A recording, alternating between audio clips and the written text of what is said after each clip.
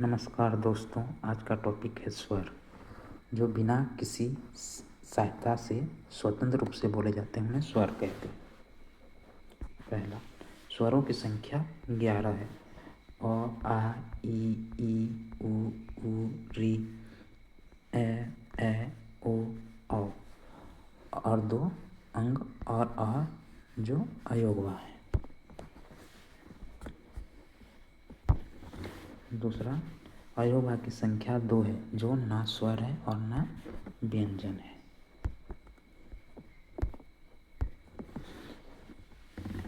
इनको पहला अनुस्वार को अंग कहा जाता है और विसर्ग को अ, जो ना स्वर है और ना ही व्यंजन है।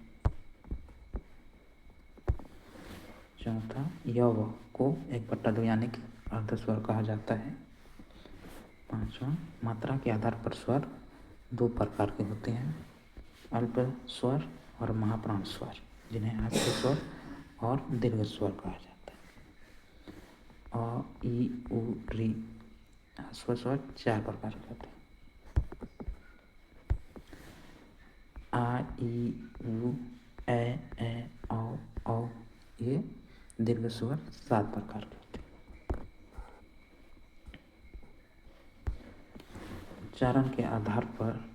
उच्चारण और समय के आधार पर स्वर 3 प्रकार के होते हैं, ह्रस्व स्वर, दीर्घ स्वर और प्लुप्त स्वर।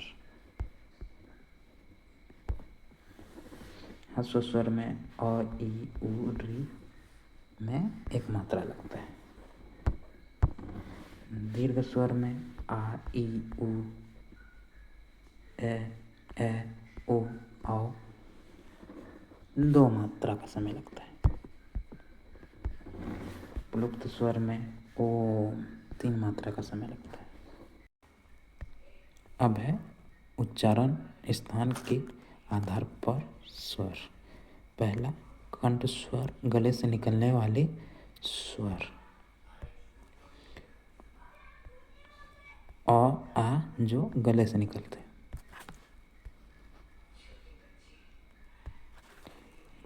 दंत स्वर, जो दांतों से निकलने वाले स्वर हैं, जैसे ए, औ।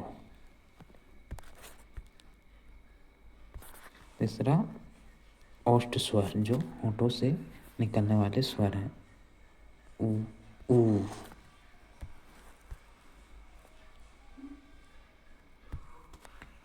चौथा, तालव्य स्वर, जो तालू से निकलने वाले स्वर हैं, ई। मूर्धन्य स्वर, तालू के ऊपरी भाग से निकलने वाले स्वर हैं, री, जिसको ऋषि मुनि के ये ऊपरी वाला भाग को याद कर सकते हैं, री से।